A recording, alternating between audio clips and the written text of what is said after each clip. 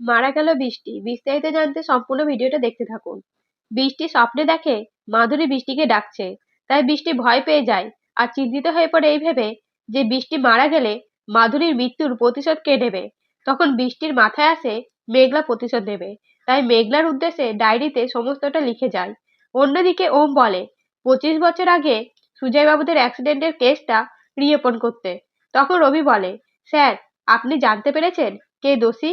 তখন ওম বলে, 98% জেনেছি, বাকি 2% যে অপরাধী সে সবটা স্বীকার করবে আদালতে। এই কথা শুনে ওম চিন্তিত হয়ে পড়ে। তৎক্ষণাৎ প্রকাশ এসে জানায় বৃষ্টি বর্তমানে কোথায় থাকছে এবং ঠিকানা দিতেই ওম বেরিয়ে পড়ে বৃষ্টির উদ্দেশ্যে। অন্যদিকে অলোকেশ চিন্তিত হয় এই ভেবে যে ওম যেভাবে উঠে পড়ে লেগেছে, ওম অলোকেশকে শাস্তি দেবে, অলোকেশের কুকীর্তি সবার সামনে নিয়ে আসবে। তাই যেভাবে হোক বৃষ্টিকে থামাতে হবে, কারণ বৃষ্টি ওমকে প্রমাণ খোঁজার জন্য উত্তপ্ত করে চলেছে। তৎক্ষণাৎ মনোহর এসে বৃষ্টির খোঁজ দিতে অলোকেশ আর অর্ণব ছদ্মবেশে গুন্ডাদের নিয়ে মিঠিপুরের উদ্দেশ্যে বেরিয়ে পড়ে। এদিকে ওম মিঠিপুরে যেয়ে বৃষ্টির নাম করলে সকলে বলে বৃষ্টি নামে কেউ থাকে না। তখন ওম বৃষ্টির ছবি দেখিয়ে বলে, আমি বৃষ্টির স্বামী। তৎক্ষণাৎ বৃষ্টি এসে উপস্থিত হয় এবং ওমের সাথে কথা বলতে রাজি না হলে চন্দ্রনাথ বাবু বৃষ্টিকে কথা বলতে পারে।